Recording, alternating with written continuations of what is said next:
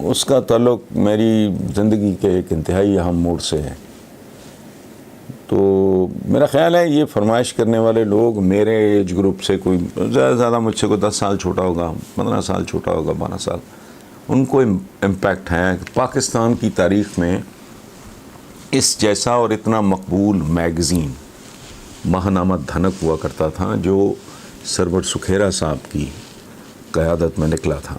वहाँ से मेरे करियर का आगाज़ हुआ। तो लोगों ने कहा कोई यादें शेयर करें, तो यादें तो बेशुमार हैं। मेरा करियर का आगाज़, मैंने हल्का और बाब ज़ौक़ में नज़्म पढ़ी, मैंने तो इकनॉमिक्स पढ़ी हुई है। मेरा लिटरेचर के साथ ताल्लुक़ नहीं, लेकिन मैं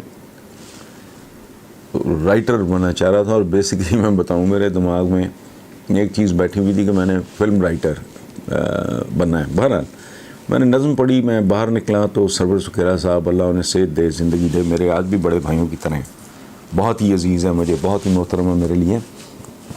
तो वो उन्होंने, और बहुत स्वीट, बहुत ही कल्चर्ड, वो इंग्लैंड से आए थे, पढ़ आगे। तो उन्होंने कहा कि भाई मैं ये मैगज़ीन अब पहले मुझे कॉन्ग्रेचुलेट किया कि आपकी नज़्म बड़ी खूबसूरत थी, ये थी वो थी।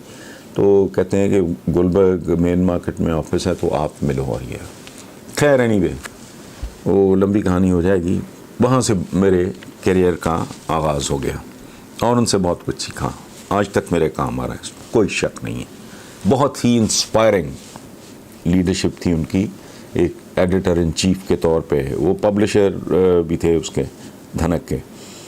तो जितने आइडियाज़ इस मुल्क में, इवन ये जो आपका ये मीडिया जो है ना हमारा, ये 3 मुंह वाला सांप है, बल्कि सपनी है।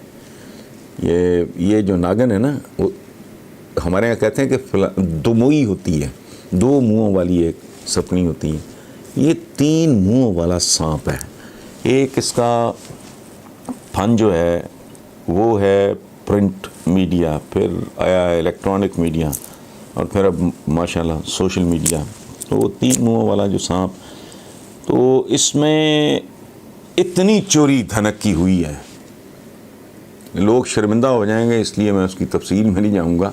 इतने आइडियाज़ धनक से चोरी हुए हैं और अब तक हो रहे हैं कि मैं हैरान रहता हूं कि किसी में इतनी डिसेंसी नहीं है, इतनी ग्रेस नहीं है कि वो कह सके कि ये हमने बेसिकली आइडिया धनक की फ़ाइलों से चुराया है। बहरहाल यादें तो बेशुमार हैं।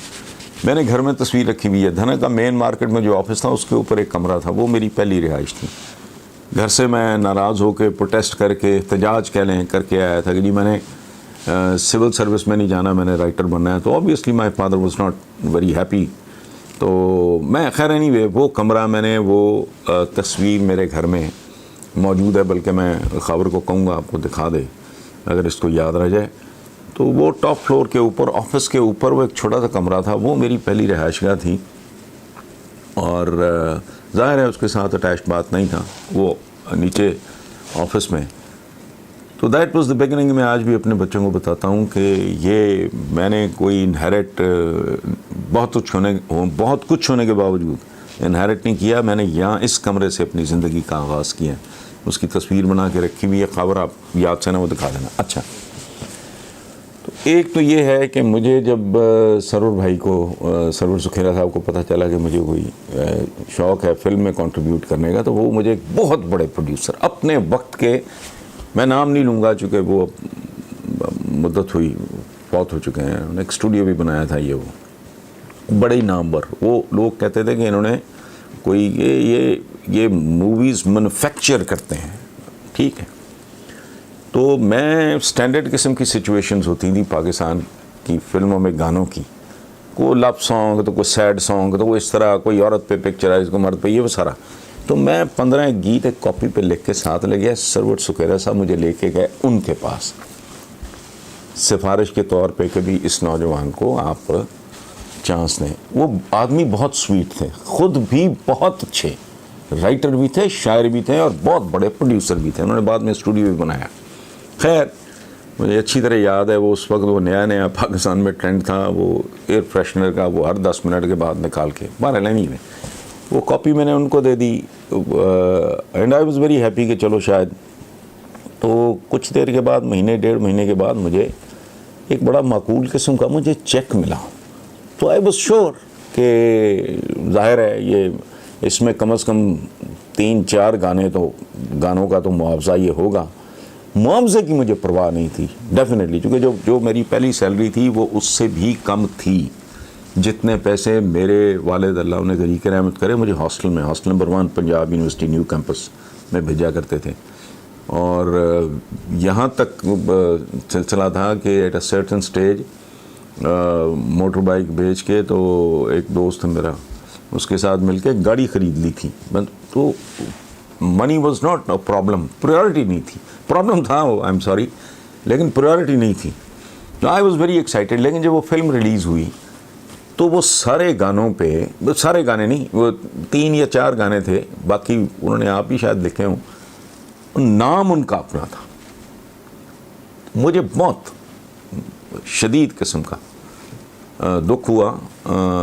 लेकिन फिर मैंने सोचा कि उन्होंने शायद ये सोचा हो कि नौजवान है, इसको पैसों की ज़रूरत होगी, हालांकि उनको अंदाज़ा नहीं था। मैंने कभी उनका ज़िंदगी में भी उनसे कभी गिला नहीं किया।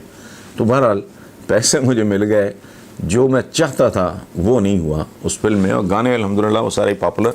उसके बाद लास्ट मैंने लिखा सुल्ताना डाकू, उसमें सुधीर, नीलो बेगम,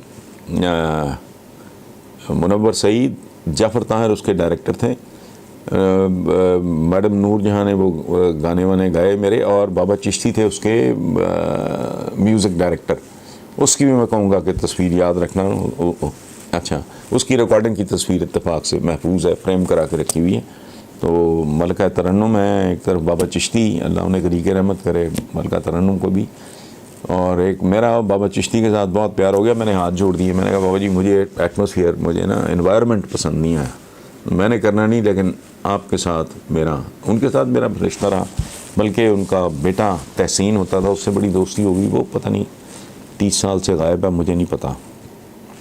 अगर है तो जहाँ भी है अल्लाह उसे खुश रखे। आखिरी बात मैं आपको बताता हूँ, मोहम्मद अली जो थे अदाकार हमारे, वन ऑफ आर लीडिंग, तो बहुत प्यार करते थे।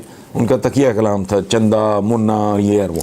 एक बार उनका एक स्कैंडल टाइप चीज़ कोई हमने छाप दी, वो पड़ गए मेरे पीछे, मुझे बता। तो मैं बताया, मैंने कहा नहीं अली भाई आप पहले मुझे बताएं गलत है ये सही है। वो कहते हैं वो बाद में बात करेंगे, बताया किसने? अच्छा, मैंने कहा पहले मान जाए ना कि बात तो ठीक है। तो खैर हंस पड़े वो। तो मुझे कहते अच्छा चलो अगर बिलफर्ज ठीक भी है बताओ मुझे। मैं तीसरा तो बंदा ही कोई नहीं था वहाँ। तो मैंने उन्हें कहा जी फिर मुझसे वादा करें कि आप उस बंदे को टर्मिनेट नहीं करेंगे। कहते हैं अच्छा चलो। बहुत मोहब्बत करने वाले शफीक आदमी थे। तो मुझे कहते हैं कि चंदा तू मुझे बता दे, चल तेरा मेरा वादा रहा। तो मैंने कहा जी आपके ड्राइवर ने। तो वो हंस पड़े, और लेकिन उन्होंने अपने ड्राइवर को सैक नहीं किया। तो थैंक यू वेरी मच, आज इतना ही काफ़ी है।